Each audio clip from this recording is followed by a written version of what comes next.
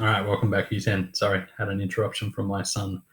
All right, so your task for the week. If we move into fighting Australians, why did Australians enlist in World War One? So if we click on the task and open it up, this asks us to analyze the sources from the time, and primary sources give us an indication of what the people were experiencing at the time. So if we have a look at our task, that's our driving question, to explain. So not just to know, but to be able to explain in your own words why Australians enlisted. So straight away here, we've got a first primary source, your country needs you. Straight away there, imperative language, demanding that we go and protect our country. So what was that feeling that even though the war was on the other side of the world, that we had to protect ourselves? Because we were part of the greater good, we were part of the empire. There's a first-hand quote. Then we come down to our source analysis. So what type of source is this? Is it primary or secondary? Who's the target audience? Usually the characters in a image is a reflection of the primary source. So we've got a young man, we've got confidence, we've got the people in the background that essentially the workers of Australia being reflected by this person here.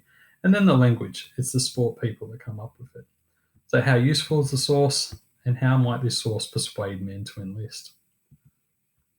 Then for the reliability of the source, we need to click on our website that we're using. Once we open it up, scroll down to the bottom, and this asks you to look at these three sources here. So it comes back, it says evaluate the three sources for their reliability and usefulness. So evaluate, you're making a judgment. So therefore, from your knowledge now of the past, how truthful and reliable do you see those sources? Then afterwards, we jump into secondary sources. So this is for your own research now. Locate one secondary source. So it has to be a source that is reflecting on the time. You need to include the link or a screenshot and explain how this source is useful for historians studying the reason for enlistment. So you're looking maybe for today about an analysis of what a historian today sees about enlistment in the past. All right, so there is workshop 1. If we come back, workshop 2 looks at a source analysis task.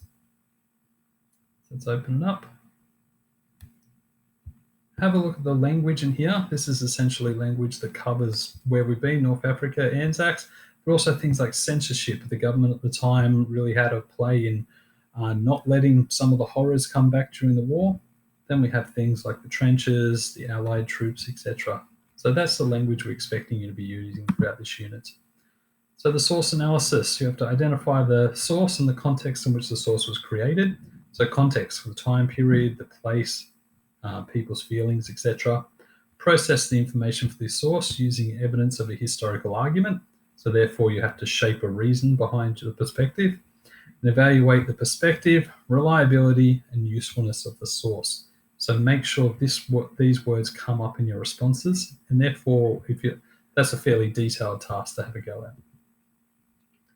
So once again, it just reflects on what a primary source is and what a secondary source is. Then if we jump down to here, we've got two sources. Straight away, the thing that jumps out here is the idea of the date. So the fact that we've got a handwritten note, and then we've got the fact that it's written in 1918, and near the end of World War I, puts it into a primary source. Over here, straight away that we've got 2015, puts it immediately into a secondary source because it's written a long time afterwards. So have a look at the language in each, and how this perspective is very different from that perspective. So your task is to have a look at here, looks at Archduke Ferdinand's assassination and the July crisis. What type of source is it? What's the context in which it's created? And what's this source telling us as historians today? So context is talking about the actual time period, but what's this one telling us now in our point of view? So here's your definitions of perspective, reliability, and usefulness, and you need to use those for the next part here. So what is this source, primary or secondary? And then here is what is the reliability, usefulness of the source. You're going to have to add in your own slides to expand, maybe a slide each of those. All right, I think that is the task. All right, good luck, guys. Let us know for questions, and we're happy to help. See you soon.